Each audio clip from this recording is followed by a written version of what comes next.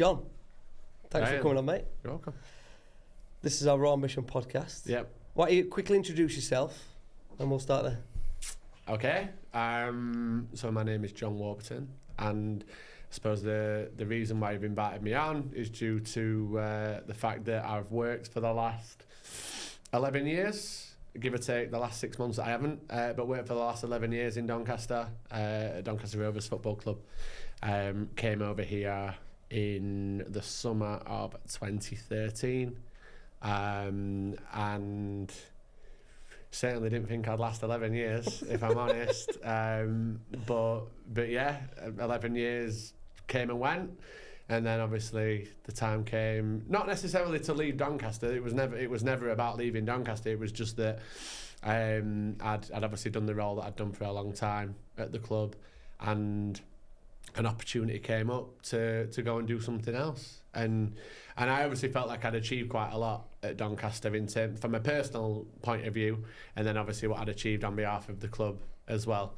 So it just felt like the time were right to go and do something else. Give the listeners a bit of context, and what is it? Because it's fair to say we know what you did, and you did. You made a significant impact on many people and businesses in a positive way. But give us a bit of context on, just summarise what you did with Doncaster Rovers. Yeah, so ultimately, like, football as a game is the game, and it's the game that people love, it's the game that I love, and people literally are born into it and just grow up loving football. But some people would say unfortunately, other people would say fortunately, the game isn't just about what happens on the pitch. There's a whole massive infrastructure that sits around what football clubs are, where they are absolutely businesses, and that's how they run. That's how, not just football clubs, but football in general. It's obviously one of the biggest businesses in the world, isn't it? When you look throughout the entire pyramid.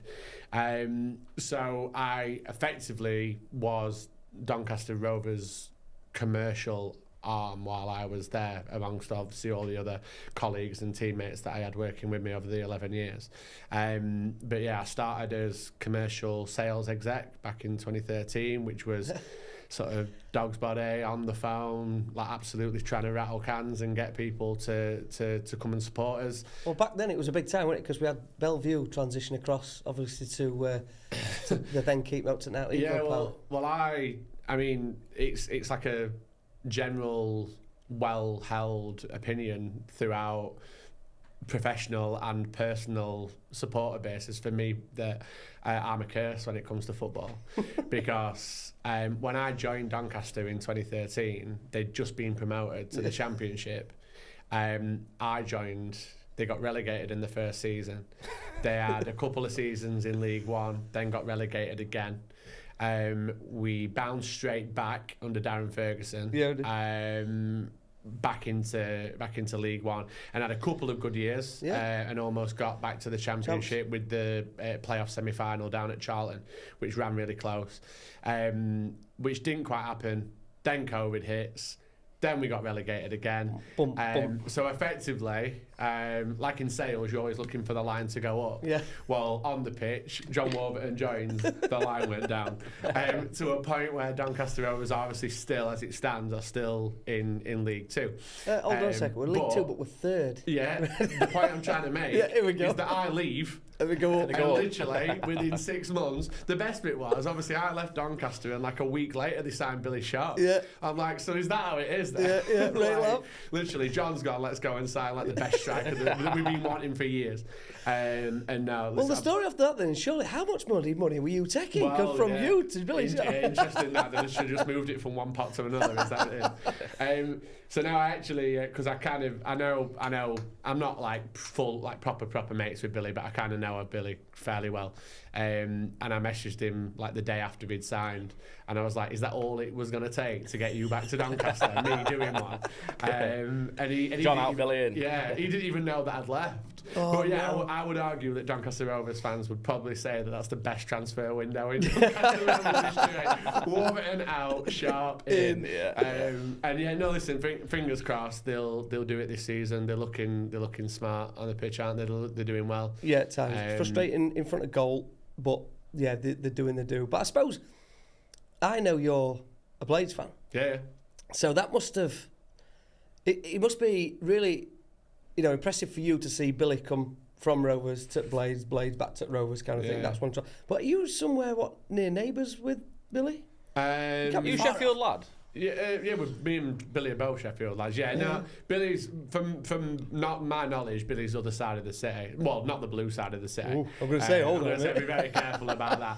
But no, Sheffield is obviously you've got the city centre, and then you've got anything north of the city, which tends to be blue and white, and then south of the city, which is, I would argue, predominantly red and white, but there's probably too many Wednesday fans around our area. But no, I actually don't know where Billy hails from originally, but he played for Middlewood Rovers when he was a kid, which is, I think, like south west of the city, and I'm southeast of the city. That's where I live. I'm like around Mosborough, halfway. What's your background then, John? Oh, now how did you get into that role at Doncaster Rovers? So it was all by accident, really. So I always wanted to work in sport, and I always wanted to work in football. And I can remember, do you know, like when you can remember things from being younger, like where you did stuff, but you can't remember it acutely. Yeah. But then you have absolute formative memories that you can remember like they happened yesterday. Yeah. Well, I can remember being in my garage at my mum and dad's house with this recording device where you could record yourself speaking onto a cassette, as it was. I'm giving me age away. But you could pretend to be a commentator. Yeah, but I was pretending to be a commentator, and at the time it was on Match of the Day. It was Des Lynam. Wow. So it was before Lineker. That's how old I am. That's how long ago this was. So yeah, I wanted to be Des Lynam when I was 10. And I used to do all sorts. I used to write reports. I used to do... I can remember writing a report on the Manchester United 9, Ipswich Town 0 record Premier League. I can remember writing that report when I was like 9 years old, whenever it were. I think it was 94, 95. So I'd have been 9 or 10. That's year I was born. Yeah, excellent. So I can remember. So I wanted to be a sports reporter, and I went through school, and then I got into history. Was the thing that I really loved doing, and so I loved writing, and I was really into my history. And then for some reason, when I went to university, despite wanting to be a journalist, I thought, well, everyone's going to go and be a journalist. Yeah. Everyone's going to do a journalism qualification. I thought, I'm good at history. It's the thing that I excel in. I'll stick with the history because it's still writing, and surely that will be the thing that will help me towards my goal of being a journalist, rather than just doing a journalism qualification. And then, so I did my history degree, but that's all in the past. Yeah. So I did my history degree. Fucking dad jokes. I thought we'll let that one go quick. Do you know what? If you need to cut that out. So It's in, mate. So I did my history degree, and then it turns out that a history degree qualifies you for square root of F all. So I came out of university with my degree in history for nothing. And did you not research that? No, before in the past. And I think that was probably a little bit of a failing in the sort of career sector when I was a kid, because as a 15, 16-year-old, I was a bit of a high flyer from an academic point of view. Yeah. But there wasn't really anything going on at school or to help me to understand what that ability actually meant in terms of targeting a future. Yeah, something's missed there, hasn't there? So you've gone from sort of literature and obviously being like a journo. Well, surely that's English, right? Yeah. So where do we go from English to history? What was that pivot? Well, ultimately, anyone that's done a history degree, or anyone that works in that field, will tell you that history is just about writing, and it's about not making persuasive arguments, but it's about recounting stories, and that ultimately, what's the difference between ultimately journalists are historians. They're just modern day historians. They're talking about what's just so happened, in 100 years, the history that in 100 years time, the kids of then will be looking back for what happened now with the stuff that's going on with Putin and Donald Trump in America and all this modern history, and they will be reading journalistic accounts of what happened. So what's the difference? The only thing that makes a historian a journalist is time. So excuse my ignorance here, but what's the point in doing an history degree if it's got no pull. What like you could say that about any degree. You could literally say that about any degree. Like one of my, and I'll definitely not say his name, but I'm going to say it just so I can show him this back because I mentioned him. One of my mates wanted to do law, and he didn't get the grades to do law, so we ended up just doing like what we used to call a Mickey Mouse course, which was like. It was that much of a Mickey Mouse course. It had like 3 different areas. So it was like English, sociology, and psychology. And he wanted to do law, so he ended up turning up to university and doing this course. And we didn't know what. He's now like sort of prestigious lawyer in Leeds, doing really well. So he did it. Yeah, he's absolutely made it. But at the time, he wanted to be a lawyer, and he came and did this like swimming badge course. So yeah, but so to answer your question, you could say that about any degree. The point was that at that point in time, I wanted to just focus on doing the thing that I was good at, and in my head, that was going to get me towards being a journalist. And then, like I say, I came out of university, and I'd been a lifeguard since I was 16, so I'd been a lifeguard. You got something in common, you pair, haven't you? And then it got to the point where, so I was still doing a bit of lifeguarding. I couldn't get a job in the field that I wanted. Of course I couldn't, because I didn't have any journalism qualifications. So I ended up getting a job in a direct debiting firm in Rotherham, just data input basically, just to earn money for 6 months. Right. And it got to Christmas of that year and I just thought, wow. This is mind numbing. It's doing my head in. So I actually did my NCTJ, which is the National Council for the Training of Journalists. I think that's what it stands for. A conversion course where you could convert basically your degree into like a short course that effectively made you a journalist, qualified you to be a journalist in 17 weeks. So that's what I did. And past that, and then at that point, I was a journalist on paper. So I went and did a few work experience placements. And then literally it took me about 4 seconds to realise that I didn't want to be a journalist.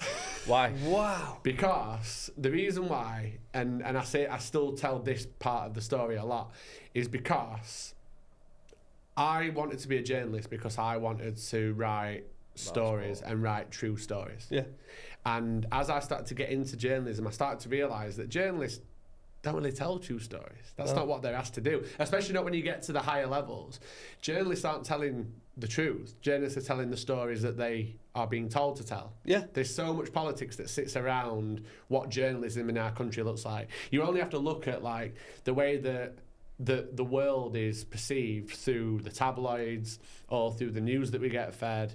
And I'm not a massive conspiracy theorist, so I absolutely don't want to take it down that route. I love this conversation where this is going on. Journalism just wasn't, it just felt like it just wasn't for me. Do you think it's a toxic industry?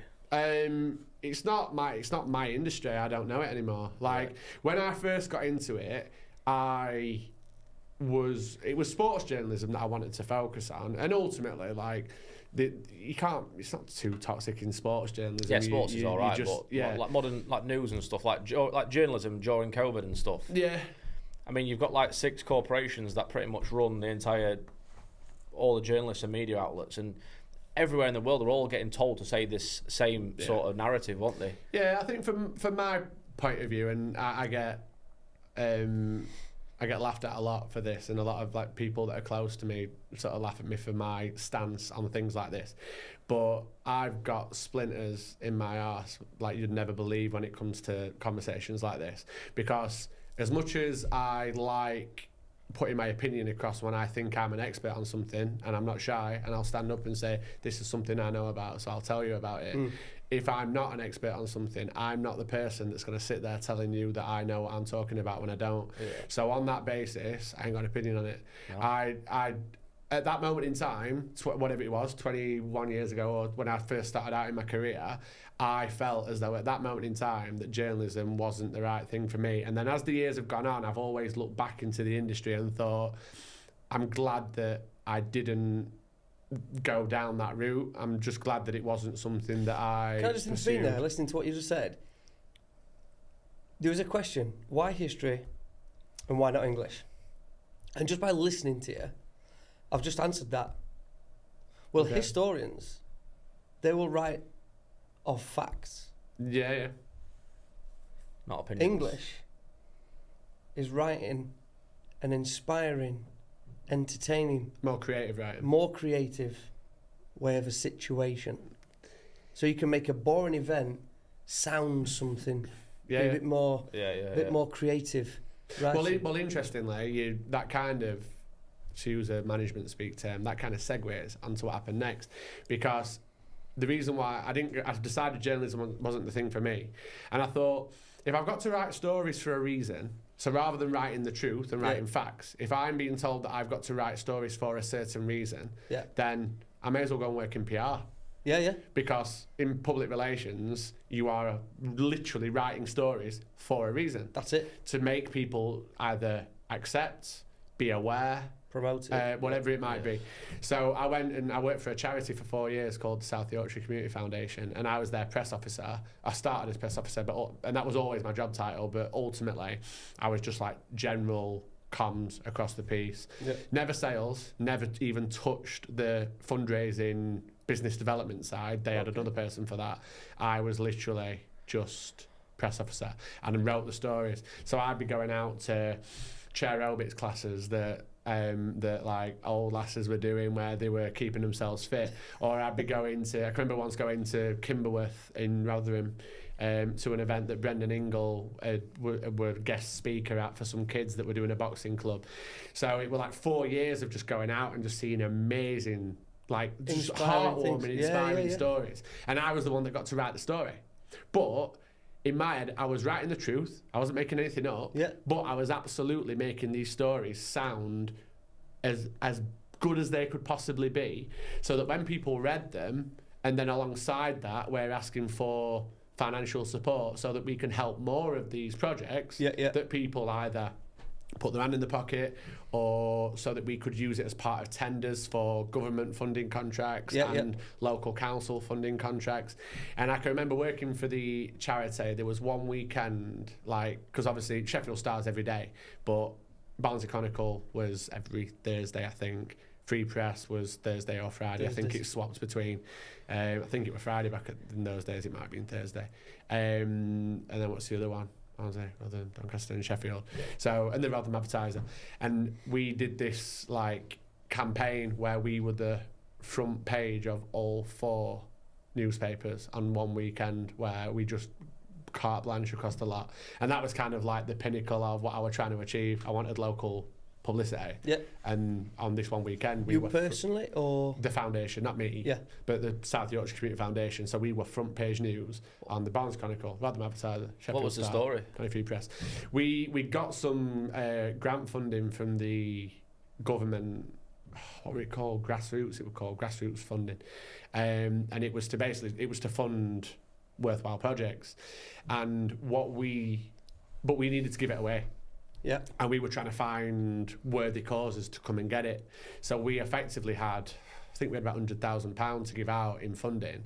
So I went to all 4 of the papers and said, we'll give you £10,000 to give away to good causes through the newspaper. The reality is that it was the foundation's money that we were giving away, but we were letting the newspapers basically work with us on it to just get a brand new audience. Because we kind of got the same. There's obviously same readers. A lot of charities and a lot of good causes are good at applying for funding.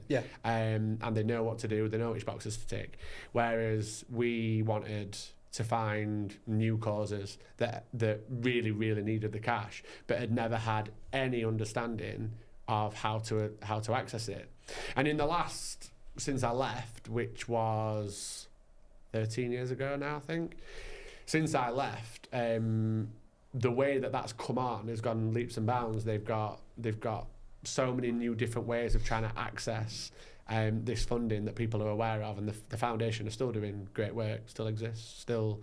So if you want to support your local community, speak to the South Yorkshire Community Foundation. They will help you do it. I'll take that for our football club. But then the bit that took me from doing that, so writing and PR and whatever, was literally a chance meeting I was out writing a story about, I think it was called the Freeman Institute in Sheffield. But I'll have to caveat that because we aren't checking. They were called the Freeman Institute, and their chair or their chief exec, I can't remember what his job was, a guy called David Huff, who is still like a very like prominent Sheffield businessman. He's like got fingers in all the pies. Everyone knows him. I think he's chair of support dogs. Like he does all sorts in Sheffield. Like there's just not good guy. Good there aren't many like lives that he won't have touched in some way in Sheffield, whether it's through philanthropy, whether it's through business, whatever it might look like. And I was with him at the Freeman Institute, and he was talking about the fact that he was the chair of Sheffield United's Community Foundation, which is the charitable arm of the club. Yeah. And I just randomly said to him, I'd love to work for Sheffield United one day. And within 2 weeks, I was working for Sheffield United from that moment. Wow. So he was like, oh, they've got a job going. It's the commercial executive. Genuinely, as a 25-year-old, I think I was at the time. Did you walk like, you know, in Pursuit of Happiness, Will Smith, when it's like, was that you? There or thereabout. Do you know what? It actually wasn't, because I was always going to take the job, like, no matter what it was. That's because the passion, because you're a blade? Yeah. 100%. It was just, as long as it just about paid me there or thereabouts the same money, so that I was still livable and I could still have a life and do the stuff that pay for the things that I needed to pay for, then I'd have been kit man.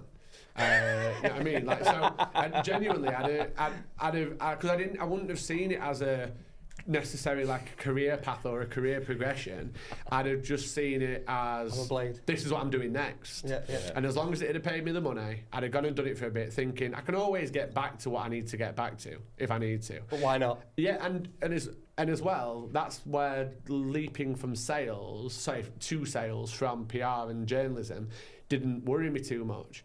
So is that what you did? You went into sales? Yeah, well, I literally went from like I said, commercial executive is very much, it's a sales role, business development role, and I'd never done it before. And the interview with who was to be my boss, Steve Coakley, who's now commercial director at Rotherham, and I hope he would see it like this. I'll have to talk to him once he sees this. But the interview was basically him convincing me that I could do the job rather than the other way around. Really? Because I was like, I'm not a salesperson. And he's like, yeah, but he went, you could be though, couldn't you, John? He went, like, you're a personable guy. He went, you've obviously got a lot of transferable skills from what you've done. He went, I think you'd be good at this. So I don't know if they were just struggling to find someone. They just needed someone to come in and do a job. How did it make you feel that? It was. Listen, it's nice because effectively what he was saying is that just by looking, like, forget your CV, forget your past, forget what you've done and what you've achieved. Just from looking at you and just from spending time with you, I think that you're capable of doing this job. So yeah, that is a very nice thing to hear and a very heartwarming thing to have someone say about you and feel about you. Yeah. You must have brought a bit of a network with you from the charity though as well to take into that role. Not at all, actually, from a sales point of view, because effectively I've been working for a charity where we were all about giving worthwhile causes money, whereas I've then gone from that to working for Sheffield United, where I'm trying to find people who have money to give us the cash. And it wasn't easy. Like, Sheffield United at the time were in League One, which is not a good level for Sheffield United to be at. We were mid-table in League One, so we weren't even good in League One. Please tell me you didn't curse them as well. Absolutely. Well, no, they were already cursed. to be fair, they were already struggling. But if I'm honest, I really struggled. Like, I wasn't very good. I tried my best, but there were times during that first year where I just thought, oh God, this isn't for me. Like, what year was that? It was the 2012-2013 season. So, how do you? What's your strategy for finding people to bring in partnerships? I'm on at that point because there's no social media way like LinkedIn or any. Facebook was just about. When was Facebook? 2008. So what is it? Just like back to cold call and all that sort of stuff. I used to go to networking events. I got myself out there, and I absolutely tried to make it clear that if you want to do something commercial with Sheffield United, I was your man. But no one did. Did you know how to answer the question, why would I give money to a football club? Yeah, I knew what we sold. I knew what we were about, and I knew the reasons why people would support Sheffield United at that time. But the problem that we had was that because we were doing so badly on the pitch, there wasn't much of a buzz around the business network to it.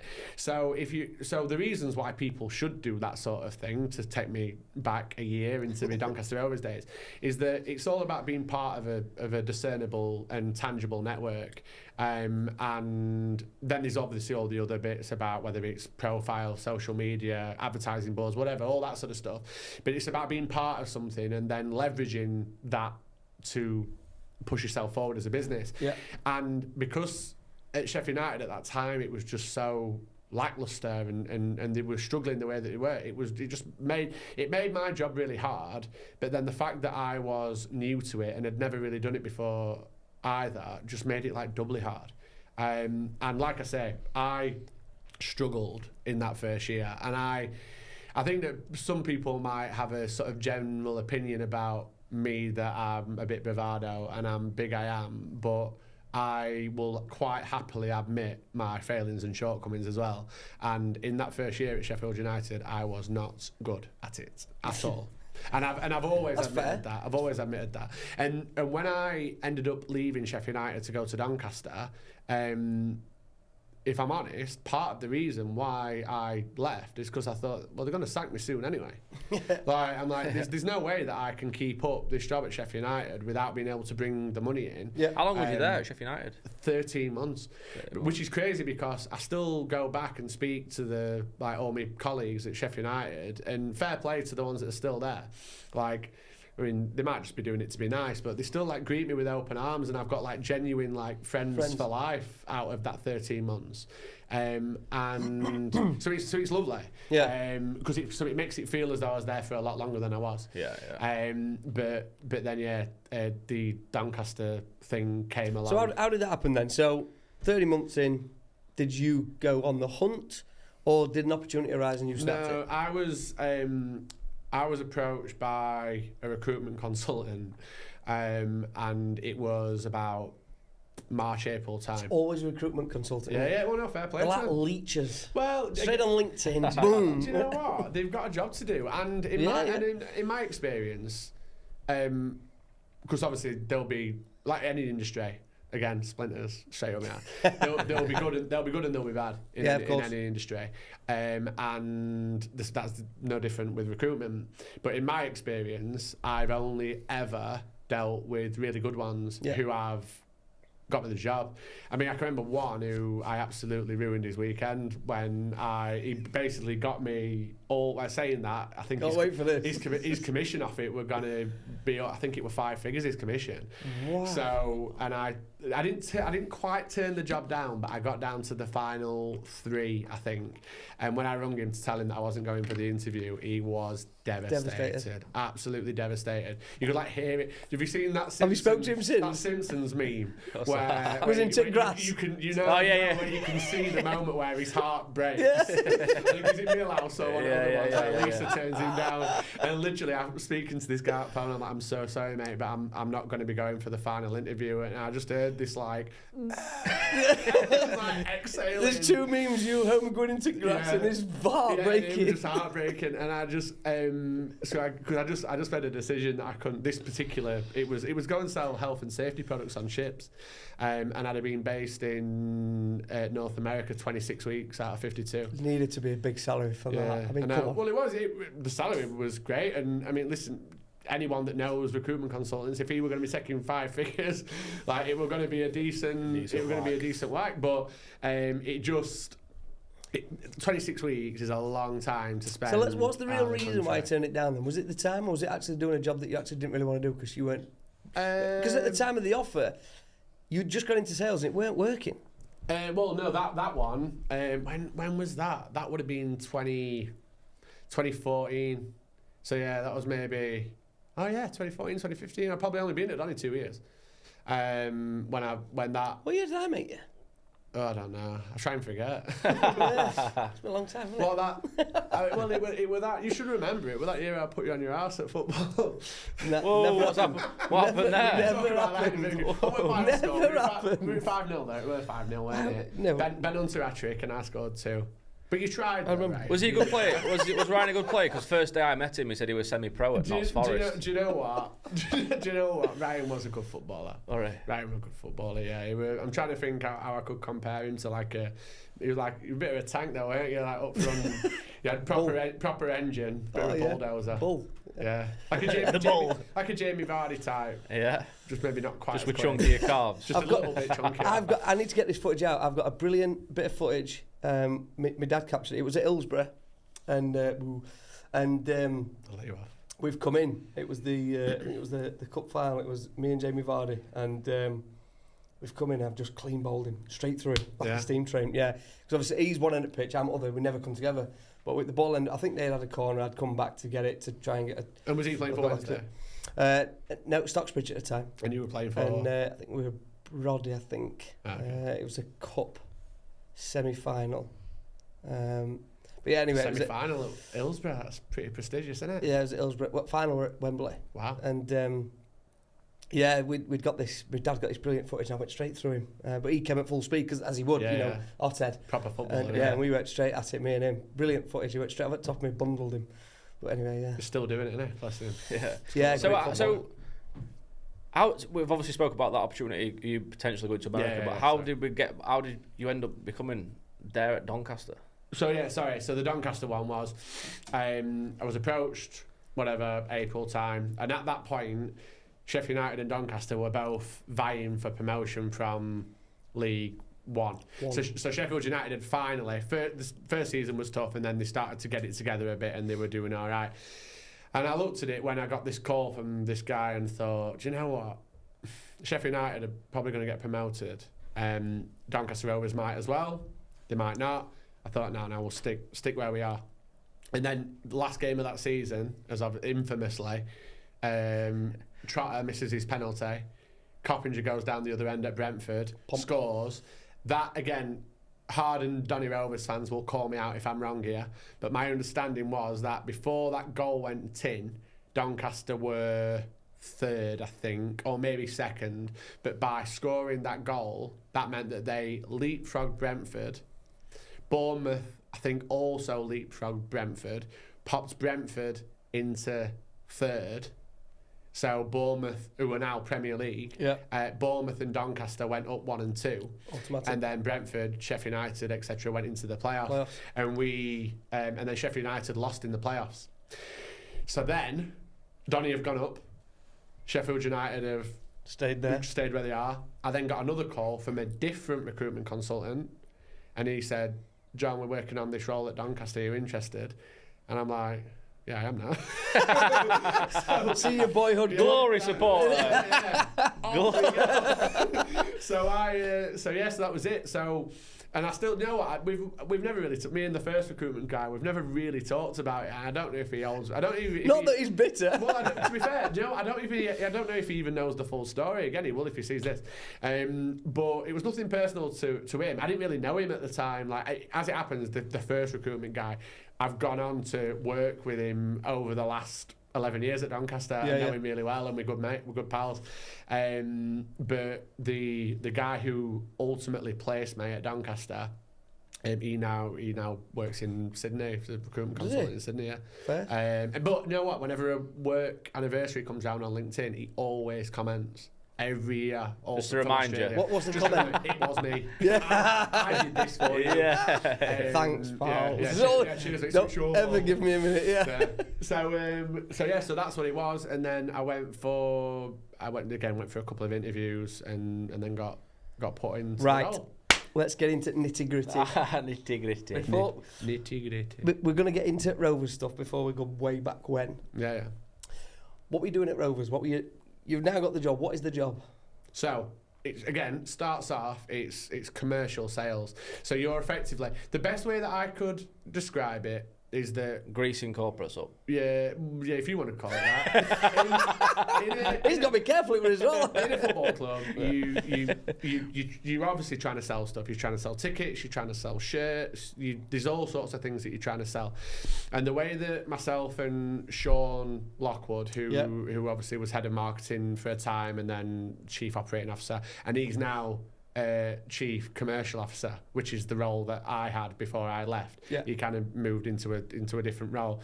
We always worked it out that I sold stuff to businesses, or my team sold stuff to businesses, and him and his team sold stuff to people. Yeah. So I was B2B, he was B2C.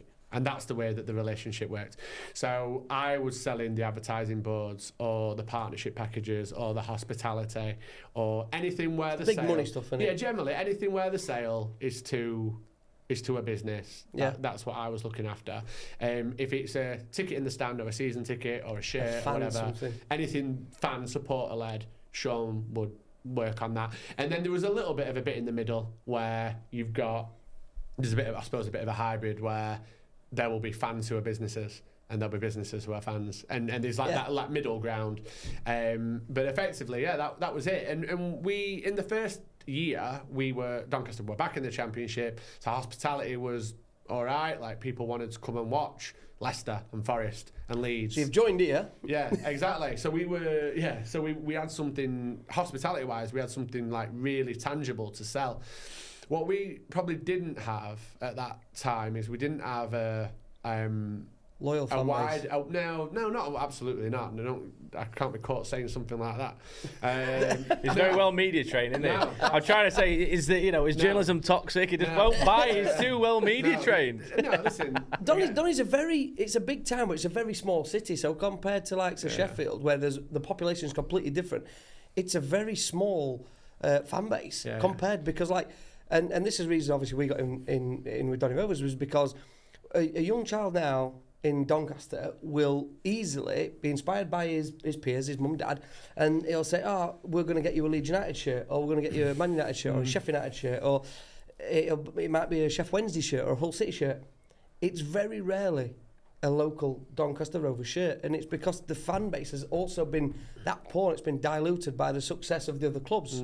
And that must have been a challenge that you saw. Yeah, I think, again, it's something that you find happening over time, and it's like anything. Like, if the harder you work on something like that, it will change eventually. Yeah. But it's obviously always driven by success on the pitch as well. The more successful the team is on the pitch, everyone will kind of go with it.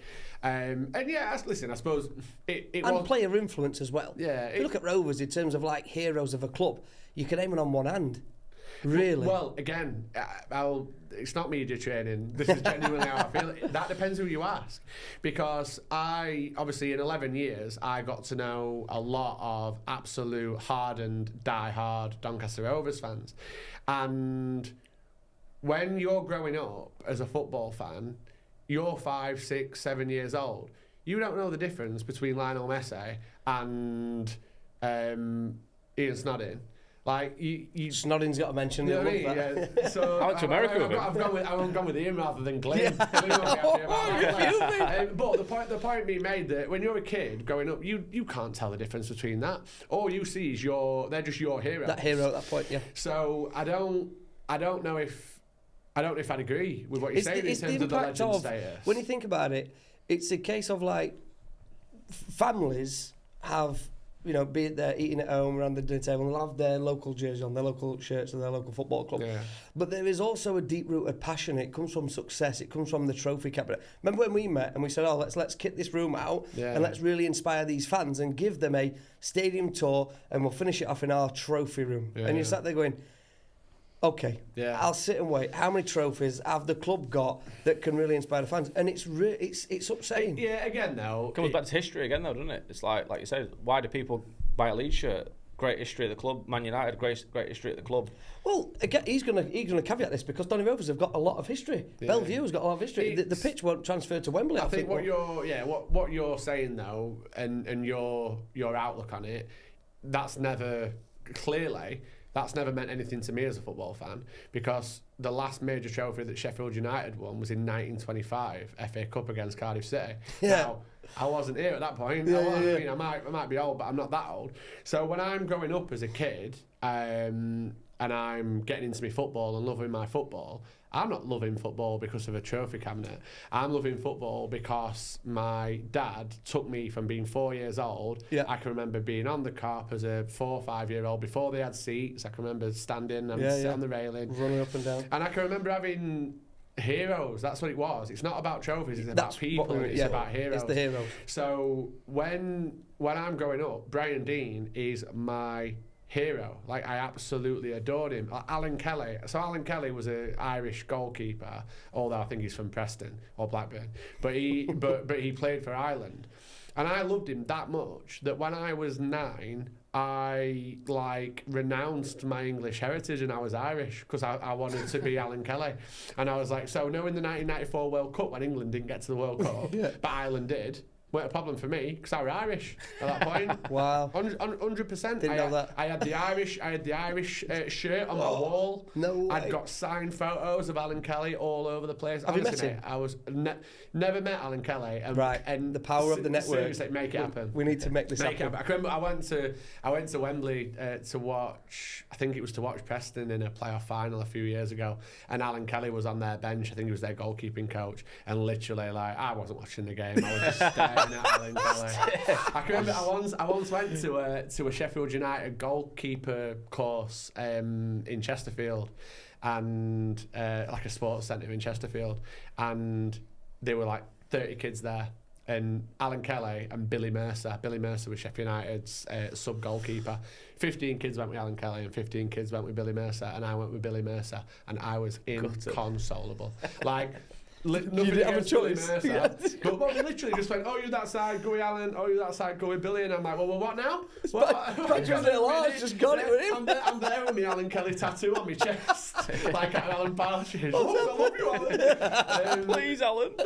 So yeah, and so no, for me, football's about those heroes. And as a kid growing up, you can't tell the difference between a Lionel Messi and the guy that's running out on the Eco. No, you're true. Pitch. You're true. So when you do ask, the die-hard fans will be completely different. But if you ask the volume, the vast majority of people who do attend those kind of fans, they've always got a second team.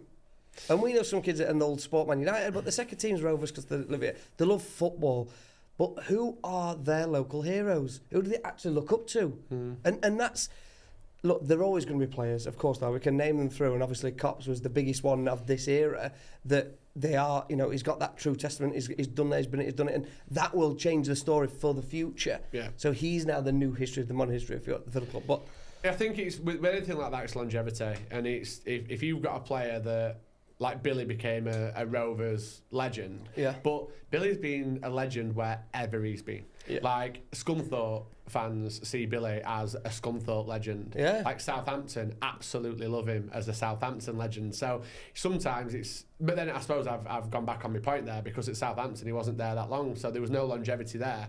He was just really... He was just really, really good. Well, one that sticks out with me was Ricky Ravenhill at Rovers, because I remember him giving me a trophy at... I think it was Scunthorpe Scorpions or whatever, for like a year or whatever. And he gave me a trophy, but obviously we were at Rovers at the time. But the bigger one that stuck out for me was I sort of left school at this point, and it was Ross McCormack, right? Because obviously he was at Glasgow Rangers. Now we're a Rangers fan. Okay. So that were a big one, but I used to see him in town and have a few beers with him after the game, and that was good. But anyway, I think and I think to bring it back to the question that you asked, and I suppose what you followed up with about how how that can make life difficult or easy when you're in a sales role, is that I think, from a B2C point of view, the job that Sean had to do in getting season tickets sold and getting shirts sold and all that sort of stuff, fair enough. But from my point of view, what we were selling, or what we should have been selling, is what the Doncaster Rovers business proposition looked like. Yeah. And I think that when I first joined, me and Andrew Whittam, who is now... director of commercial or whatever his job title is down at Lincoln, you'll obviously start to hear there's a lot of like incestuousness in football. Like once you get people kind of move around a bit, and we probably didn't have a tangible model that we sold to. So it was like people would come to us and say, we want to do something with the football club. What can we do? And it was all very bespoke. Which again isn't a problem, because it means that you can focus on the club, focus on the business and what they need and what they want, which is great. But it means that it's not scalable because you can't get to a point that we got to with the 100 Club. You can't get to that point if you're just treating every single business that turns up as a brand new conversation, because you can't have 100 bespoke agreements. It's unmanageable completely. You need a championship Premier League level background staff to put all that stuff in place. So that's where and Andrew led it at the time before he ultimately moved on. But that's where we put the what was to become the 100 Club model in place, which was basically where we had 5 different tiers of partnership that people could come and be part of as a partner. With this, I mean, it started off, the original target was to get to 70 partners, and then when we felt that we were getting towards like 50, 60, we thought, right, well, we'll rebrand, and then that's when the 100 Club concept was born. And it was just tangible. It was you could take the bits that you got for your partnership, you could literally cut them down into, if you were a bronze partner, 7 items, if you're a silver partner, 13 items, and literally put a value of how much you would have paid for that on its own against each thing. So I think the reason why it worked is because from a business point of view, that, like I say, it was tangible and that you could literally see exactly what you were paying for. And then, but then the other side of that is, how do you make it return for you? And there are always going to be businesses that make their marketing efforts return better for them than others. Yeah. So and on that basis, you lose partners. That happens. There'll be certain partners who it doesn't quite work for whatever reason, whatever that might be. But then, as long as, from quite a callous sales balance sheet point of view, as long as you are keeping as many partners as possible, but then gaining more partners than you're losing, then the number is always going to go up in pursuit of that 100. And I think that by the time I left, I think we got to the 70. And then I've not kept close enough to it since I've left, for obvious reasons. But I would hope that Sean and Gaynor and Suzanne and the team there are pushing it on.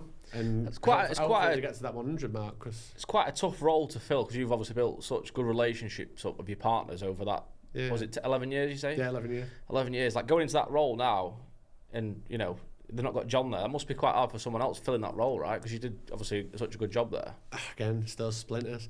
I think that it was. I think it was probably about the right time for not just for me. I think it was probably the right time for the club as well, because I would never. I don't think I would ever use the word stale. I wouldn't say that I necessarily got stale, but I think people had probably just got used to my voice, and sometimes you just need to freshen things up. Yeah. So I can 100% see the point that you're trying to make, but I think the club was probably ready for a bit of a new look, and someone else at the helm. So it wasn't. So when you thought Donny Rovers commercial, you didn't think John Warburton. You think someone else, whether it's Sean or whether it's Gaynor or whether it's Suzanne, whoever your focal point is within that commercial team that is your person.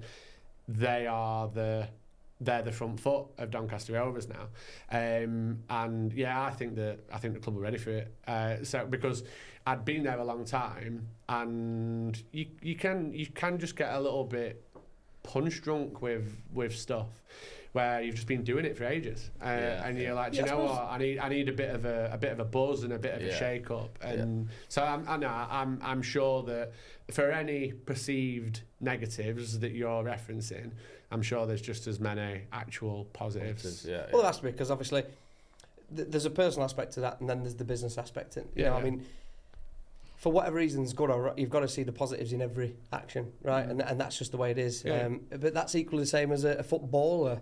You know, Billy Sharp, looking at him, you know, absolutely great, talented player. But, you know, he's dropped back down to Rovers, and he's probably had to have a deep dive to his own personal performance to go, hey, I'm probably not an outright first team starter now. At the minute, I might have to be, you know, a bench warmer and be an impact player. He just wants to score goals, though, doesn't he, Billy? That's the thing. Of course he does. And he'll keep scoring. But he does. You stick him in the outside 18-yard box, and he's going to bang. He's going to fight back at net. But that's it comes down to age. But businesses are different. It's on performance. It's on, like I said, stagnation. On other businesses seeing in. Does it need a fresh change?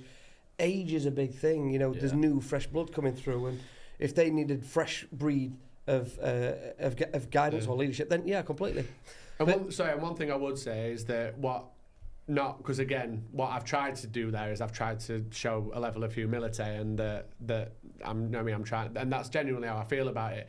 One area where I will do a level of personal back patting is that they've got a model in place and they've got a structure and a basis that is absolutely ripe to be built on. Oh yeah. So again, when you talk about it must be really difficult. Well, I'd say it's possibly the other way around. Easier if now, they got nothing, if they got absolutely nothing, and they were having to build, say that we'd absolutely just cocked everything up for 11 years. Oh yeah. And I'd actually be. I mean, I wouldn't have lasted 11 years if I were that bad. But like, if that's what had happened, then they come in and they're trying to build from the ground up, and now that's difficult. So it's exciting because you've obviously been a part of this foundation that they've been built. You brought all your network to it. Now a fresh person with his network or her network's going to come in and build on that foundations that you've already built. So it is a massive. Well, I've got a question on that. Is it fresh? Is what fresh? You say it's fresh.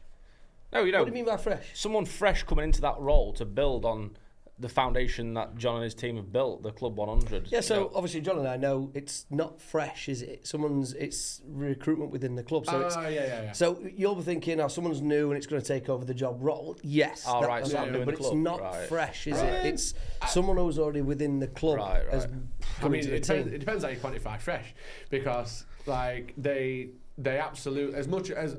Again, my understanding is that the 100 Club is still a thing and is still... it's a great foundation. I think it'll still do well, guys. Yeah. But no, they'll absolutely have different ways of looking at it and doing things different. And I know like they're trying to like shake up like the hospitality a little bit on match days and do different things on match days to try and get the numbers up and get more people in. So no, there's absolutely a level of freshness. And like I say, I think it was probably needed, just because I'd just been there a long time, and I think it probably just needed a new face. And I think the skill, and this is the bit that obviously I hope that they're getting their heads around, is how you evolve rather than making it a revolution. Keep those that have supported for years, keep them engaged, keep them on side, and ultimately, again, very crudely, keep them spending the money to support the club, while still going out and getting new partners and new sponsors and new supporters, and basically treating them all one and the same. So that it's like that old Nationwide advert where they go out and say, oh no, that offer's not for current customers, that's a new customer offer. And it's like, well, what do you mean? I've been your customer for years, but new customers get a better offer than I do. What's that about? And I suppose that, but again, that's not a Doncaster Rovers thing, that's just a business thing. Like anyone trying to make it in business where you are selling to a mass market, of whatever that mass market might look like, you've got to try and have an ability to treat your customers all one and the same. Of course. So let's deep dive into it a little bit then. So, probably from what a journalistic background, got into a new breed because it's boy club, and you've got into sales. You've now found yourself at Donny Rovers. And sales is going well. So what is that down to you looking at yourself and adapting? Did you really start and enjoy sales for what it is? What really caused the success of your 11-year career? You just nicked my question there. Would you have worded it better than that? I'd have said, John, you've been 11 years at Doncaster Rovers. What was your most successful highlight? Well, that's two separate questions then. Because Ryan's asking for a general, what was the method behind the madness? Whereas you're saying, what was the maddest moment? Yeah, true. A little bit different, but similar. So yeah, I think the reason for the success was a couple of things. The model that we put in place was game-changing, absolutely game-changing, because we'd not been able to really maximise the revenues that we were creating commercially for the club. up until that point. We'd done sales and we'd got a front of shirt sponsor. Yeah. We'd not got a stadium sponsor technically because it was Keep Milk that was 15 years old. We'd not got the new one that it came to be. So short-lived that so we basically had this model in place, which that model allowed us to genuinely go to a different level from a sales point of view. And I think it was genius. Where did it come from? It was. Is this a pat on the back moment? No, well, not really. It was. It's not modest to take credit. The reason why is because I could say yeah, but if I said yeah, then if Andrew Whittam watches this podcast, he'll be thinking, well, hang on a minute, John, are you sure it weren't my idea? All right, okay. So was it a team collaboration thing? So Andrew did the initial model as it was and put it to me and said, what do you think to this? Is this sellable? Is this something that we can do? And then I can remember actually sat at Andrew's house doing our budgeting for the season ahead, working with this new model and trying to work out how many of each level we thought we could sell. So the sort of, I suppose the embryo of the idea was absolutely Andrew's, but I helped him fertilise. I'm going to say about that metaphor. It's got to be shared, but the two guys came up with the end product. I get what you're coming from there, John. So anyway, it was something that, but then even then, the inspiration for it that Andrew took had been from bits and bobs of things that he'd seen happening at other clubs, where he took, I think it was a model from Middlesbrough maybe, and then a model from somewhere else that he kind of moulded together and thought we could do something like that, and then we could add this and this onto it. And then I think Andrew left within maybe a year and a half, and then I kind of then adapted it further, and we kept chopping and changing and adding, and it just kind of grew and became something that, as much as the initial idea to put the tiered structure in place was Andrew's, I absolutely feel as though I took it on and did innovated on it as well. Yeah, did it the justice that it deserved for the good idea that it was. Well, let's establish it. You both did it together because it was yin yang. You had to come up with a bit of idea. He's gone out there seeking inspiration. Yeah. Good idea, Andrew. You've both vetted it and you've both nurtured it and grown it for what it is today. Yeah, and to be fair, he's now using I believe he's using the exact same model down at Lincoln. Fair play. Because it just works, and we. Like even now, I'm still on a commercial EFL commercial managers WhatsApp group where people ask questions and ask for support, and I still chip in and give them my 2 penneth. Because as much as I've been whatever it is now 8-9 months, can't get out of a sector, can you? Well, I know stuff. Like I've got experience, so when people ask questions, I can help, I can support. So as much as my current knowledge base that I'm growing on in the role that I'm in now is different. I've still got 11 years worth of acquired knowledge that I can support my peers with, and that's what I've done. And then the other bit you asked about what made the success. The other bit, and this is something that, as much as I didn't really prepare for what I was going to talk to you about today, there was one thing that I did want to get across, and the other one is resilience. That's the other thing. On to that. And I suppose resilience and a fear of failure. That's what I would say. Not like when people say, what drives you? What are you driven by? You're driven by money? You're driven by this? Well, everyone would say that as a salesperson or as a business development manager, all you care about is money. All you care about is your commission. That's all that matters to you. And for me, genuinely, like, I'll pass a lie detector test on it. That is not my driving force. My driving force is fear of failure. The thought of failing at something literally keeps me awake at night. Now, if you know what success looks like, then that fear of failure effectively is being driven by the money, because ultimately if you don't fail and you succeed, you'll earn the money anyway. It comes in it, So the byproduct. So don't focus on the money, don't focus on the commission, don't worry about that. Just focus on being the best version that you can possibly be of yourself professionally. You know when you say all fear, the other good stuff comes. What were you fearing someone being answerable to it, or were you actually fear of embarrassment? Probably more that. But then I would say a range of things. I would say afraid of being answerable to someone saying you're not succeeding. my own personal embarrassment of people thinking I'm not good at something. I hate the thought of people not thinking I'm good at stuff. Do you care what people think? Yeah, too much. Why? Too much. I don't know. It's always have done. I mean, I'm a bit of a nightmare for it. So can we go one more personal? Is that all right before you jump into his question? Yeah. Let's go a little bit about you during this 11-year period. Yeah. Because I know you, and I know you went through some personal changes throughout the period. Yeah. Not only changes at the club, and I think you left a great legacy at the Rovers. What you did, and the stigma, it was great. You know, I'm going to say that because I'm probably similar ages. The old-haired, grey-haired people might think, no, out with the old in with the new, whatever. Sure. Right? We've all got opinions, right or wrong. You did have, internally of your team, a couple of changes of team members. Yeah. That's inevitable. Yeah, sure. I know you had some changes behind the scenes, what people don't know, in your personal life. Yeah. Did that have any significant relevance to what you did at your job role? Did it have any impacts positively? No. I don't think it made any difference.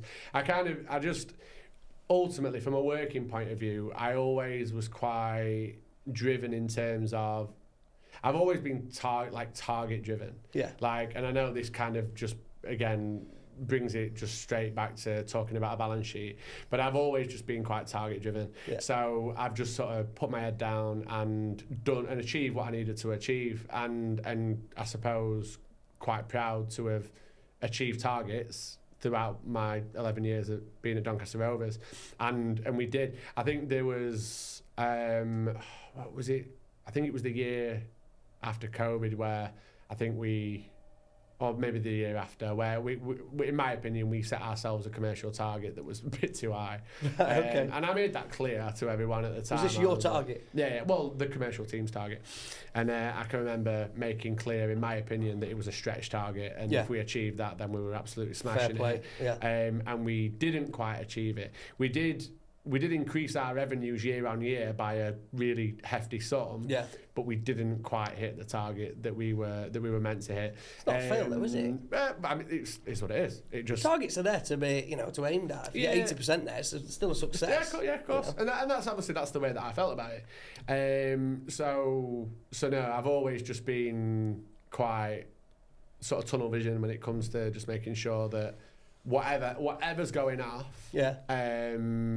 And again, to come back to that word resilience, whatever's going off, that you've always got your eyes on the prize. And again, obviously, people will be well aware of Gavin Baldwin, chief exec at Doncaster Rovers, and it was a word that he used to use a lot whenever we used to have candid conversations about your ability to move and to do what you need to do and to keep focused. Resilience in football is massive because so many things are going to come and beat you. Absolutely. Whether it's on the pitch, whether it's stuff that's out of your control, stuff that's in your control, there's always going to be things that are going to test your resolve. And ultimately, the people that will succeed are the people that are resilient to those challenges. And so, you've got to have a level of talent and a level of ability, but remaining resilient throughout and having thick skin and being able to, while the storm's raging, keep steering the ship in the direction that it's supposed to be steered. You did well at that because, irrelevant to what was happening behind the scenes, be it in people's personal lives or whatever, you always remained the same character in the place of work. Yeah. And that's admirable. Yeah. Because we all know things happen in the background. We're real people. Things happen, right, all the time, no matter who it is. And yet, you've got two choices, in my opinion. You can either let it affect your day-to-day stuff, and when you've got a job to do because you set targets and it's a professional environment, or you can harness it, channel it, and continue with the job at hand, and then deal with that in the background. Yeah, and I felt as though we, like I say, we as a team, from me joining in 2013 as it was, the people that I worked with, obviously when I first started, I was within the team. I was kind of just starting out. I was fresh to the team, and then as I grew through my 11 years, I kind of moved from that position into that position, ultimately into that position. And by the end of the 11 years, as much as my job title had changed, there was still a lot of stuff that I did as Chief Commercial Officer, for want of a better job title. There was still a lot of stuff that I did as in that role that I did on day one walking through the door. Yeah. Like they're absolutely, there will have, well, anyone that came to Doncaster Rovers last season will regularly have seen me on reception checking people's tickets. Yeah. Like that doesn't happen at most clubs. Like most commercial directors or chief whatever, they're in the boardroom or they're somewhere else doing something more important.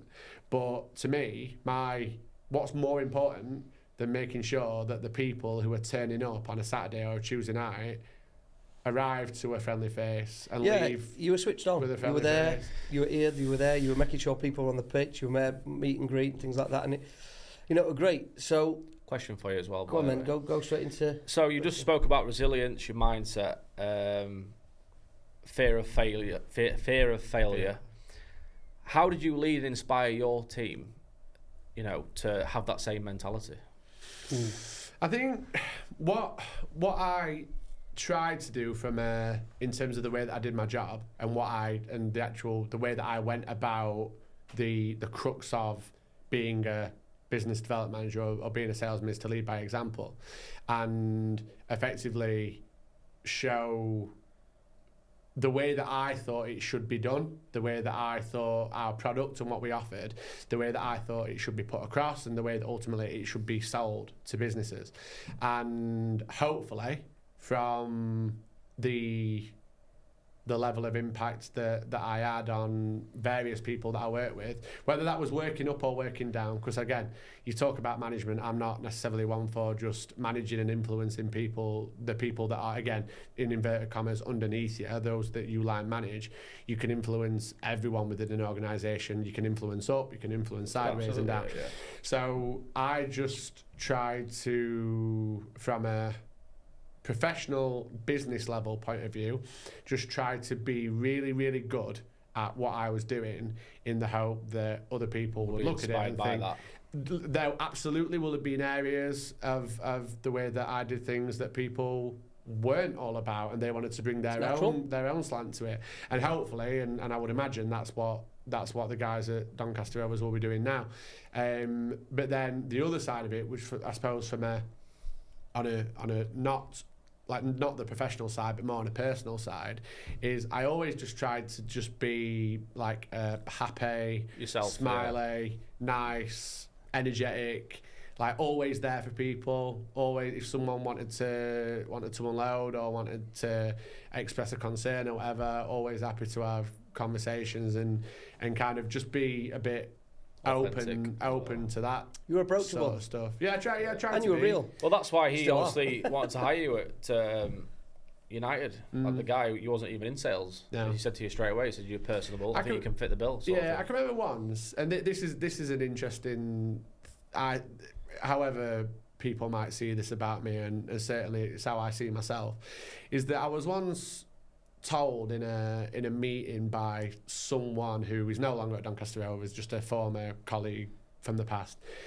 I was asked a question and I answered it, and he said, "Why?" He went, "Why do you always have to answer questions like a politician?" And I said to him, "What do you mean by that?" He went, "You just can't give me a straight answer." I went, I don't know how straight you want the answer to be, because effectively what he'd asked was, your target for this area is so-and-so. Yeah. You're nowhere near it. We're on like 40% of target. Why is that? And I said, because the target that was set at the start of the year was set by someone who didn't really understand what was happening, and it was unachievable. It was always unachievable. We were never going to get anywhere near that figure, ever. But he was... And he suggested that answer was a politician's answer. I was like, I'm being honest. The thing is, though, when you've got a degree which is predominantly writing, you speak how you write. I was in... It weren't my brother, were it? I was in Dallas. Said, yeah. I saw you, Steve, on the weekend. I was in Dallas at the Mike Tyson fight, and I'm sat at the bar just before we're going to the fight. This posh guy comes and sits next to me and gets chatting to him. And I said, "Blummin' heck, you speak really well." He says, "I do a lot of promoter stuff, and he's a boxing. He does a lot of stuff on TalkSport. He's a long-haired guy. I think it looks a bit like Elton John. You'll know who he is. He's famous. He's like a TV promoter. Does all the boxing stuff. Is it long-haired? He's got long hair, glasses on. Oh, I don't know. And but yeah, he's obviously a journalist, and like journalists, they do speak like they're right, don't they? Yeah. I can't even speak. I probably can't even write. But you know what I'm saying.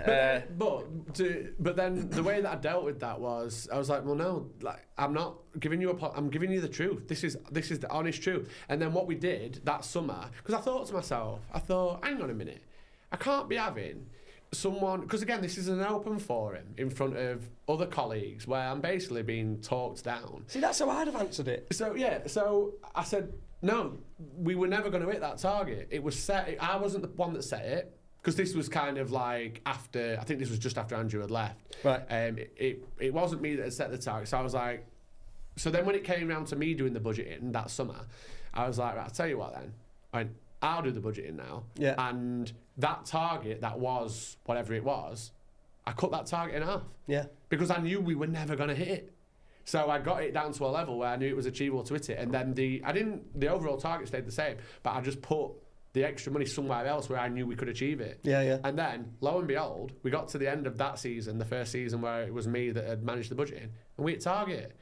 Because did he come back to you and say he'd already gone? Shock. He'd already left. But it was just a weird one. How I think that people have got this like misunderstanding about sometimes the way that I put answers across, and they think it's me speaking like a politician, because it sounds, sometimes the answers that I give, they sound almost like too honest. Like, why would you be saying that? Like, why would you actually be saying that? We are never going to hit this target. Surely shouldn't you be telling me how you're going to try and make it up and hit it? It's like, no, because we're not going to. It's impossible. It's not going to happen. I completely understand and agree with what you're saying. I get it all the time, and it's like, you're asking the wrong question here, mate. Like, get back to root cause. Yeah. You know what I mean? There's a real answer here. Which we solved. Resolve that. And that's what we solved. And then a year down the line, we hit all our targets. And we hit all our targets by looking at the budget setting process, and that was the problem. It wasn't us not working hard enough. You can't force people to come and watch football. It doesn't work like that. So how do you inspire the new generation coming through? Is it all more like content creation now? Because obviously you got David Shaw there doing a lot of content with the lads. Is that how you're going to inspire the new generation? It depends what you mean by inspire. Like, I think. If you're talking about inspiring people to come and watch football, performance on pitch, that's obviously performance on the pitch is always going to be part of it. But then, no, I think you're right. I think making footballers more personable, more accessible, and obviously, like you said, the work that Dave is doing is great because he's doing different stuff.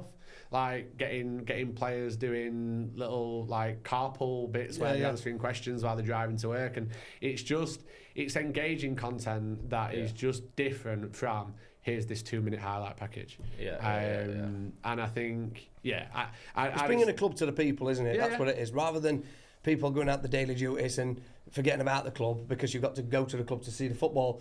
It's now you've got to be a bit more creative and bring the club to the people, and then people go, hey, I like them. I'm going to have I'll have a fancy that. Well, they're doing great things.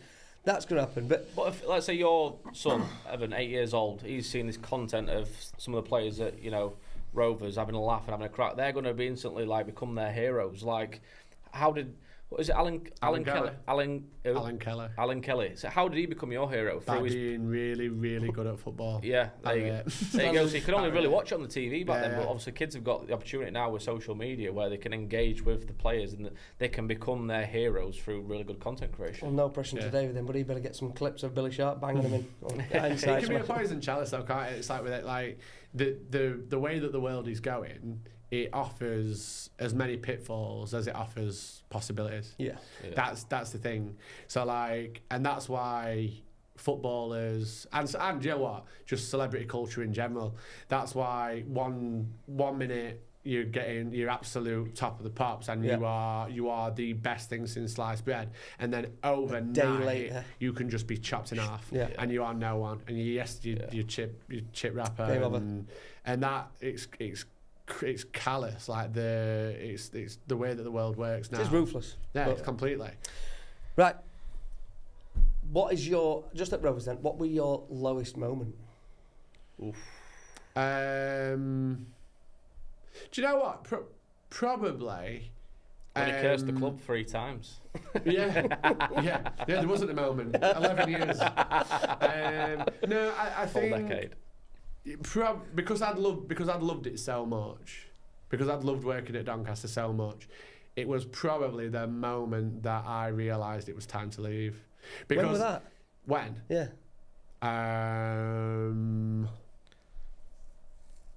Last November, maybe around that time. Did you realise it at the time, or did you just get an inkling? You thought, no, I'll power through it? I don't know. I think I just kind of thought like it. I've always had this thing in the back of my head, like as in, I wasn't going to be at Doncaster Rovers forever. Like, I used to speak to Steve Coakley every now and again, and I think Steve's about 10 years older than me, and he used to suggest, like, he was at Rotherham and he's really happy at Rotherham, and I don't know if he'll ever leave Rotherham, and I was like, well, if I got to his age still at Doncaster, then that would put me, I'll have been at Doncaster for like 21 years, and I'm like, am I at Doncaster for 21 years? And that's not to say that being at Doncaster for 21 years would have been a problem. Like, I'd have been fine, and I'd have been able to look after myself, and it would have been fine. But is that what I was for? Was that the path? Was that what I was supposed to be doing? And I think it just got to a point maybe about a year ago where I just thought, I think I maybe do just need to just have a little look at what else is out there, and if there's something else that I maybe should be doing. And if I didn't find anything, I'd have had no issue with staying. Like, I wasn't desperate to get out by any stretch. And I think that's where, obviously, I don't know if it was before you started rolling, but you were talking about Doncaster as a town and as a city, and people, there being talent in the town, and people being inspired to either be from here or to come here. And when I first came here in 2013, there were all my colleagues and like peers in Sheffield were like, "What are you at Doncaster for?" Like, well, you won't be long over there. You'll be back in 2 minutes. But what I found in Doncaster was a business home. I've never lived here, but from a professional point of view, I'd literally made this my own for 11 years. And not having that stadium to walk into every single day as my home, it's massive. It's a huge thing. Like, I work from home now. So wow, that's different. Yeah, hugely. Culture shock. Yeah, absolutely. So it's massively different. And yeah, I'll be out to meetings here and there once a week, for whatever it looks like. But ultimately, you go from having that everyday performance, which is life, to working from home where you just sat there with your computer. Yeah, absolutely. Yeah. Apart from the gazillion Teams calls that you have to have every day. So yeah, it's just. So it must have been an emotional departure then. Did they give you a good send-off? Yeah, do you know what? It was really nice, actually. Really nice. There were a lot of things that I said and wanted to say to people. So I well and truly took my opportunity on my soapbox to say a few things. But then no, they were, I mean, like, when I left, on the day that I left, Gavin gave a little speech to the team that were there on the day, and it was really nice, really heartfelt, and said a lot of things that I believed absolutely summed up the 11 years that I've been there. And then and for me, the way that Gavin managed the entire process of me leaving, kind of, for me, summed him up as a bloke as well. Like, couldn't speak higher of him. And I think in terms of me, for my soapbox, the only thing that's really worth me saying in this format, or this forum, sorry, is that as I was leaving, I just told everyone to just be nice to each other. Like, and that's not just a Doncaster Rovers thing. That's just business in general. Just be nice. Just be nice to each other. I think that people get so stressed out with the target, with the trappings of life and the way and the things that life chucks at you, that people get stressed and people get upset and people things get said. And things get said in the heat of the moment and all, whatever. But ultimately at Doncaster, everyone. I think everyone really cared about the club. That's one thing that club has got, which is really special. Everyone, individually, within themselves, they were all trying to do the best job that they could for Doncaster Rovers. And that, in my opinion, is something that cascades down from the board, the chief exec, senior management team, throughout. I think everyone really, really cared. And everyone works really, really hard.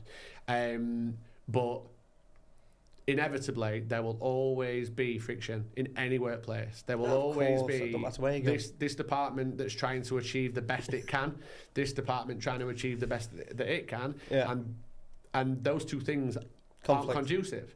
So there's always going to be a bit of friction. But I think as long as, just in business in general, if you've got a core staff of people that really, really care about the jobs that they're doing, then you're generally going to be seen okay. Yeah, great things will come I think, from and that was it for me. I was just like, just remember, we're all pulling in the same direction. Just be nice, just be kind. Like, I know it's a bit of a watchword, isn't it now? Like, be kind over the last few years. Yeah. I would say it. Just everyone, just be nice to each other, and you'll be right. So have you got honorary membership for the rest of your life there then, or? I weren't that good. He's banned now. Yeah. Would they charge you to go watch a game or not? The Rome's on the way up, mate. He's out of there. No, well, I mean, I'm obviously fortunate. As you'll be well aware, the corporate tickets at Doncaster are transferable. So if you've got a hospitality seat, you can pass it on to a colleague. So I've been fortunate enough since I left to have a couple of people that have been happy for me to use their tickets on the odd occasion. But to be honest, that was quite a big part of me moving on, having to work every single Rovers game, every Saturday or every home game. Personal life tough gig. So what does Saturdays look like for you now then? Well, it means I can watch Sheffield United more. For the starting point. Gone back to my first love. He's now a fan again. Got back with his ex. Who are top of the championship as it stands. Are you taking credibility for that? No, I can't. I'm not working for him. But yeah, just more free time spent with the family and just do those things that you couldn't always. Well, before we go to that then, because I want to finish on a nice one as well. But one more just before we get to that. What were your biggest win from being at the Create Rovers? What was your biggest takeaway? Not including Club 100. Yeah. I don't know if this is a bit of an abstract win rather than it being a single moment. And I'll give you two. One that's a single moment and one that's a bit more abstract. I think the general career progression over the 11 years was massive for me because it proved to me personally, as much as I might give this bravado and as much as I give obviously a lot of come across with a lot of self-confidence, I doubt myself every single day. So the fact that I was able to come in at a level. Well, let's do it though. I don't like titles, I don't like roles, but let's be real, there was titles. So you came in as? So it was commercial sales exec, and then it went to senior commercial sales exec, and that was only because I went and knocked on someone's door and said, I've just done a 30 grand deal, I want more money. And they went, well, we're not giving you any more money, but we'll give you a better job title. So I'll take that. And then after senior commercial sales exec, it was commercial manager, which included looking after the Club Doncaster Academy, which is the five-a-side pitches and whatnot. Yeah. So I kind of managed commerciality on that for a bit. And then that was under Andrew. Then Andrew left, and I went into his role, head of commercial. And then a couple of years later, job title changed to be chief commercial officer, which then factored in all the like different areas of the Club Doncaster group. So it wasn't like just of the football, it was kind of just overseeing the commercial performance of all the different little bits. I think you're playing it down a bit. It's a big deal. He's a very humble Chief guy. Commercial officer. Very humble. It's a great Yeah, achievement. you know what? The irony of it is that, like, behind closed doors, I absolutely kicked and screamed to get this job title, this chief commercial officer job title, Just to play it down. Because I knew how good it would look, and I knew it'd be great for the CV. Yeah. But then, do you know, actually, when I then got out into the field and I had to introduce myself, I go, my name's John Warburton, chief commercial, chief commercial, because I was embarrassed to say it, because I thought, how fancy Dan does that sound like? Yeah. So to the point where very often I wouldn't even say my job title because I was that embarrassed about it. So I used to say, I just head up the sales team. Because I'd like I say, I'd fought tooth and nail to get this. I mean, say tooth and nail. I didn't fight tooth and nail. I was quite clear and insistent that I wanted this job title. Yeah. And then once I got it, I didn't like using it because I felt like it was too big. Did you never abbreviate and go CCO? Yeah. Oh, CCO. I'm making me vomit in my mouth. So that I think as a win and like a general career progression, but then as a single moment where it was like pinch myself, like what have I actually achieved here, was getting the Killers to the Eco Power Stadium. Oh my word. Oh wow. Because the Killers are like, I'm obsessed with the Killers. That they're like, so you were a fanboy as well? 100%. and I can still remember like getting the call from the promoter that we've been working with over years and years to try and get a decent band there, and we'd come close with a few bits and bobs. We'd had a couple of concerts that had not flown, like the Steps one and the Aha, which were good, like they were great, and the people that turned up had a fantastic time, but they just didn't quite capture the local mood. We didn't sell out and all that sort of stuff. Yeah. But then the minute that like we announced the Killers, it sold out within like days. I mean, to be fair, I'm surprised it didn't sell out within minutes. I think it's because people didn't quite understand what were happening. Yeah, surely not. Like, is it a tribute act? Yeah. Can't be real Killers. The Chillers.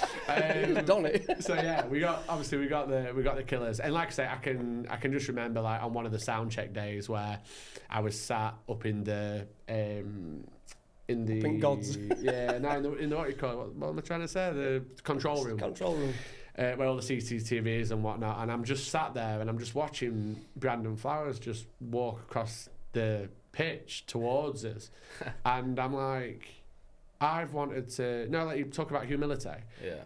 I'm a nightmare for it. I've wanted to meet that guy. I've wanted to shake his hand and thank him for the music that he's brought to the world since I first started listening to them. Did you go the way? Well, I wasn't allowed to go down and say hello to him. Like the security was tight. Right. Like, so I wouldn't have been allowed to do it. But now, if I'd have been that desperate, I could have found a way of nipping outside when I knew he was leaving, because I could literally see him. I could have gone outside and made sure that I was there to shake his hand. But I didn't do it because I thought it were a bit too fanboy and a bit too. I'm like that. Like I didn't fancy it when it actually came. Push come to shove, I didn't fancy it. Do you regret it? Yeah, 100%. 100%, because someone else did. There was another member of staff,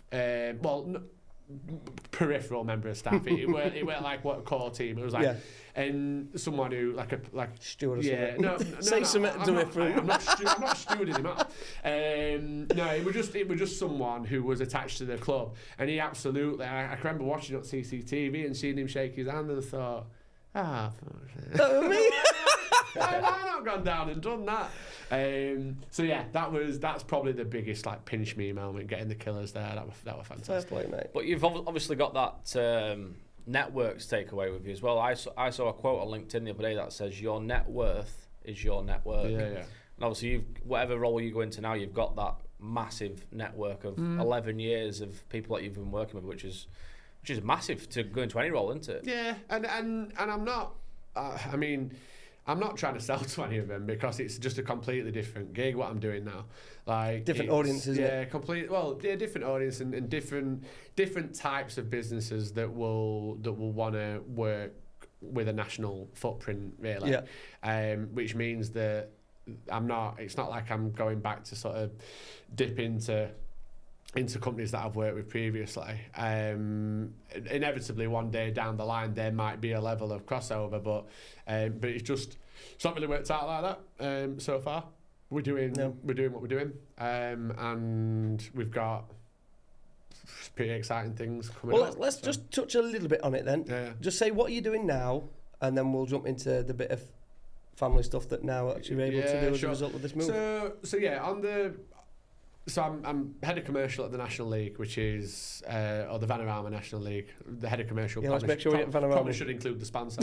Head of commercial at the Vanarama National League, which is effectively the 3 divisions that sit below the Football League. So Premier League, Championship, League One, League Two, and then what people historically will probably know as the conference. Is now the Vanarama National Division, and then the Vanarama National League North, the Vanarama National League South, which actually sit alongside each other. They're on the same level, and then teams get promoted from the North and South into National Division, and then teams get relegated from the National Division 2 into the North, 2 into the South. That's how it works. And effectively, I'm working on the wider commercial deals and wider sponsorship deals for the league as a whole. So like Sky Bet sponsor the Championship and the League One and League Two. They've got Jameson and eBay and all these other Carabao. Like I'm the person that does those deals, but for the National League. And we're at the start of a journey. So enjoying it? Yeah, absolutely. It's very different. Tough? Yeah, but tough in different ways. Like you speak into different types of business where the decision-making processes are very different. Yeah. So there's a lot to get your head around and understand in terms of that side of it. You are a custodian of other people's assets, effectively, because I'm doing deals on behalf of the 72 clubs that are in our league. Yeah. There's literally 24 in the National Division, 24 North, 24 South. So I'm working on behalf of those 72 clubs. And obviously me being club side for as long as I was, I understand how important it is to make sure that you consider the clubs when you're making these decisions that impact them. So whereas at Doncaster, I was obviously, apart from having to get things ratified and signed off by chief exec and board, I had a lot of autonomy to just crack on and do the job. Whereas obviously here there's a bit more to it in terms of sign off and all that sort of stuff to make sure that everyone is comfortable and happy with the decisions that we're making on behalf of the league and on behalf of the 72 clubs. But it's fun, it's interesting, and it's opening me up to a different world and a different experience, I suppose, that I've not seen before. Good to hear it. So let's finish off then with just some nice stuff, really. Then, you know, like George said, you've been able to spend a bit more time with family. We touched on this just before we started rolling. Go on, tell us what you're doing. Give it a little plug, because you're a bit of a performer, aren't you? Oh, you want to know about that? Oh, I'm thinking, what's he getting towards? So like loads of stuff, and like I say, watching Sheffield United more, spending spare time, or not spare time, but the time that I've got back with family and whatnot. And before I come on to that, and I weren't sure whether I was going to mention it, but it just feels like a time to mention it. So my mum passed away in October, which is obviously 2 months ago, and the last. So you asked the question, what you've been doing with your spare time. Well, we found out that she was ill pretty much the week that I started at the National League. So I haven't really been doing all differently. Like the as I'm sure you can appreciate, the emotional turbulence that something like that can have on you, it takes up so much energy. I've absolutely. So I used a lot of the spare time to spend it with her, and make sure that we made the most of the time that we had left with her, and then that, obviously that's dominated the last 9 months. And there's been times where I've thought, like, how am I even starting to do this job that I'm doing? How am I waking up in the morning and putting one foot in front of the other, and how am I doing the job that I'm doing? Knowing you've got to start, comes back to the resilience mindset that you've got exactly, as well. 100%. So, and well, I'll tell you a couple of stories in a minute. I'll try and keep them. I know that we're like well over time, but about resilience. that have helped me a lot. And I did a speech at my mum's funeral where I finished with one of these stories. And I actually had another story that I wanted to tell, but the celebrant was behind me and I could feel her breathing down my neck. Oh. I'm thinking she's wanting me to shut up here. Like, I could have gone on talking all day. Whereas you're not kicking me out yet, so I'll keep talking. Go for it, mate. And so yeah, I spent a lot of time just trying to get some quality time in, knowing that the end was like not far away. And like I say, she passed away at the start of October. And I actually found out when I was down in London for a meeting. Found out on the Thursday night, and I had a meeting on the Friday, and I was already down in London on the Thursday. And I actually went to Wembley Stadium on the Friday and did 9 hours straight of meetings the day after, just because the reason, I mean, like, a lot of people who I've talked to about it, like, what, you didn't have to go to those meetings, John. You could have just gone home. Like, why did you stay for those meetings? But the reason why I went to those meetings is because that's what she would have wanted me to do. She was very proud of what I did, and she was very proud of my ability to do my job. And if I'd have found out on that Thursday evening and then just gone straight home, that wouldn't have changed me not being sat with her, holding her hand as she passed away. She'd already gone. She'd already died. So then the reason why I wasn't sat with her, holding her hand, was because of these meetings. So if I then hadn't gone to the meetings because of what had happened, then I may as well have just stayed at home on the Thursday morning and sat with her all day while she died. Yeah. Do you know what I mean? So actually, by going to those meetings, in my head, going and doing them was actually the biggest honour and respect that I could pay to her. Absolutely. Because that's what she'd have wanted. Yeah, exactly. Yeah. So yeah, I went and I did this day of meetings, and the meetings went well, and we were happy and whatnot. And then obviously on my way home, then it all started to sort of sink in a little bit. Yeah. And yeah, so it's been tough. Like, it's been a really, really tough few months. And I think that the two stories that we're going to tell you that kind of sum it up and sum up that resilience piece that I talk about. The story that I told at the end of my mum's funeral speech was a story that she told me, and it was actually written as a story to help new parents who have being born with disabled children, to get their heads round understanding that life isn't necessarily what they were expecting it to be when they thought we're going to embark and have a family and whatever, and then that little child has got challenges that they didn't foresee coming, and it's called Welcome to Holland. And basically it's obviously a like metaphor, and it basically talks about this couple that were planning on going on a dream trip to Italy. So they got all the passports sorted, bags were packed, they'd got the little lingo book, and they'd learnt a few phrases, and they were ready to go, and they're off to Italy. So they're on the plane, and halfway to Italy, the flight gets diverted, and they touch down, and the pilot comes over the thing and says, "Hello everyone, sorry I've had to make a diversion, but welcome to Holland." And they're like, "What do you mean Holland? We're going to Italy."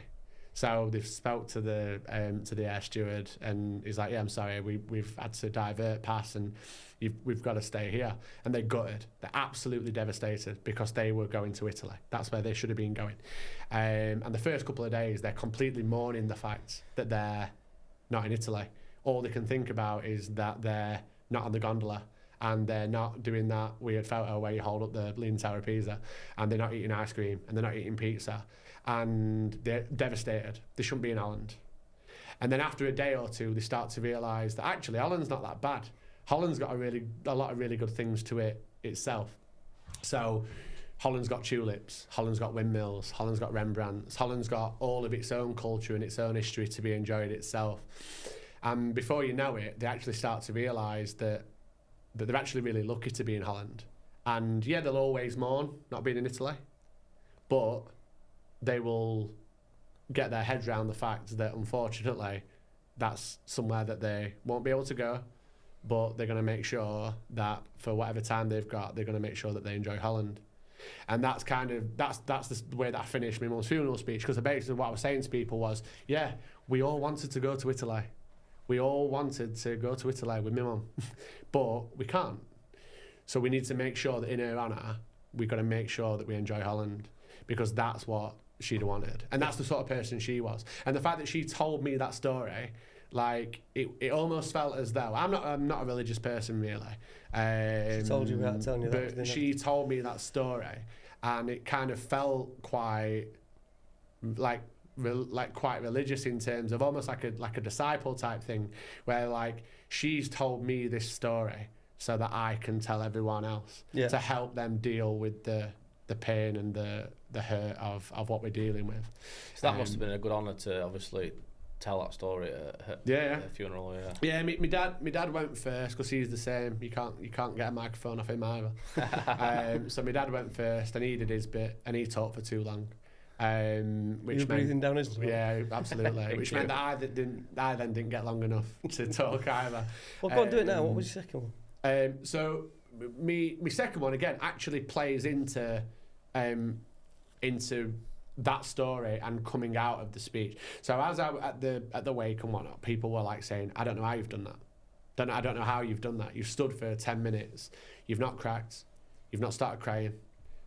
You've just delivered that speech with like ridiculous levels of control. How were you able to do that?" And it kind of takes me to another story that is from a book, or a set of books called His Dark Materials by Philip Pullman, that you may or may not have heard of. So it's Northern Lights, Subtle Knife, Amber Spyglass. They're the 3 books. And you're going to have to bear with me because it's fantasy. Go for it. But there's a bit where there's basically a kid called Will, and he's got this magic knife that can cut through into different worlds. So he cuts through, he opens up the folds between the worlds, goes into a different universe, closes the world behind him, and he's in this different world. And he's on a quest, basically. He doesn't know it, but he's on a quest to effectively save all of the universes from eternal damnation, basically. And he leaves his mum at the start of the second book. He leaves his mum behind.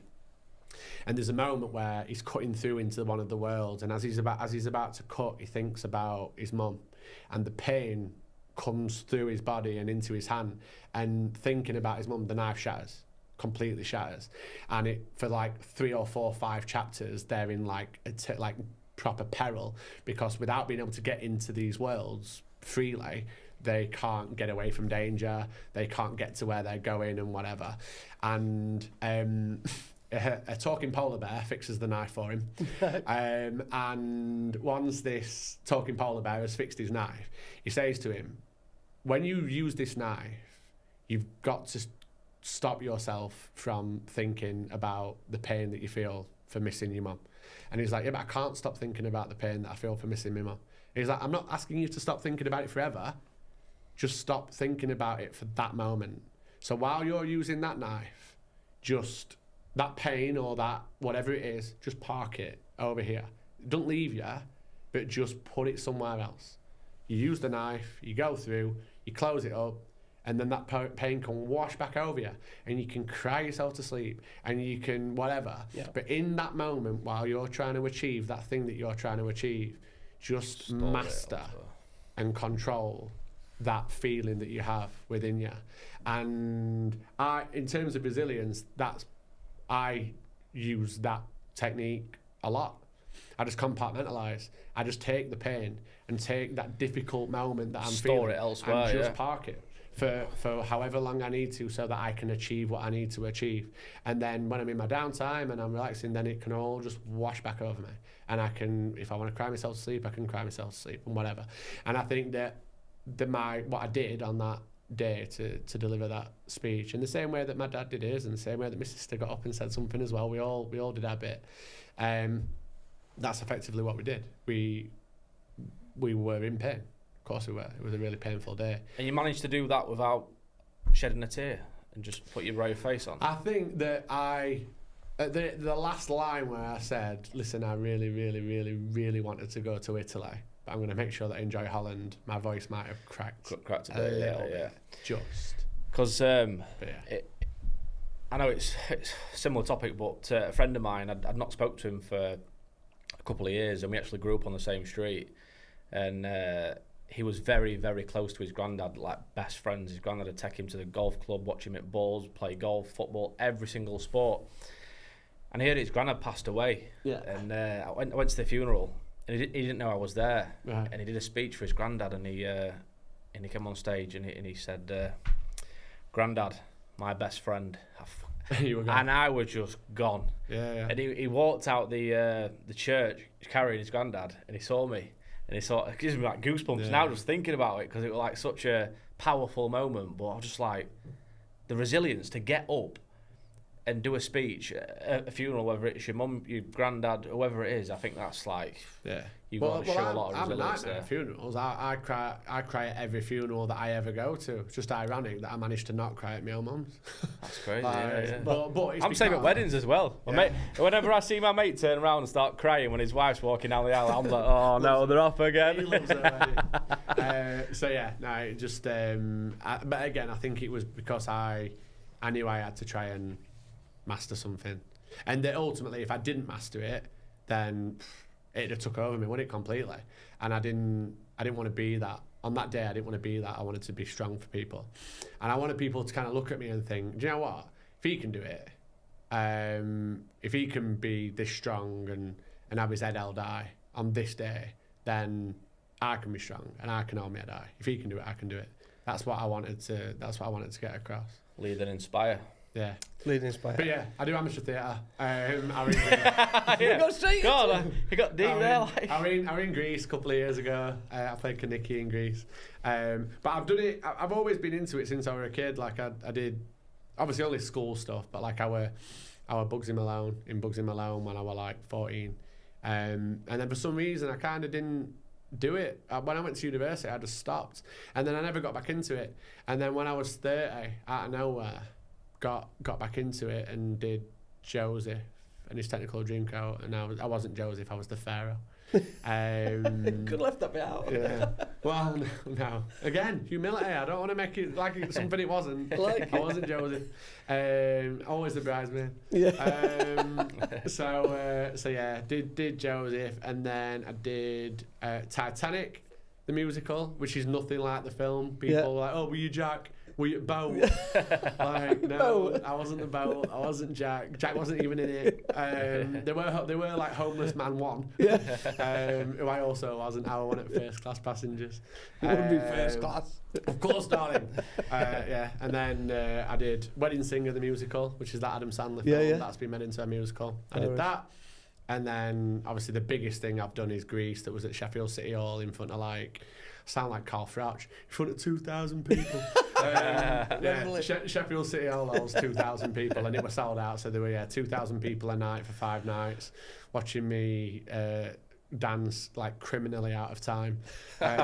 With all other people that could dance, and I'm there at front. Everyone else is behind me dancing in time, and I couldn't see them. So I would just Grease lightning, and everyone else is doing it in time. And then when we all watched it back, I'm looking at it and I'm thinking, I'm like megally out of time here. And I'm turning around to all my mates who are in shows with me. I'm like, why didn't you ever tell me that I were doing it out of time? And they're like, slow down, John. But you were leading that scene, so just you do what you need to do. And I'm like, yeah, but I'm like a right idiot. Like, they couldn't have told me on night one, John, you are doing that out of time. And I'd have tried to sort it out for the next 5 nights, but so no, never mind. Only you noticed it. Everyone had a good laugh. I'm sure that everyone noticed it. Has this been your first podcast you've been on? Yeah, I think so. Enjoyed it? Yeah.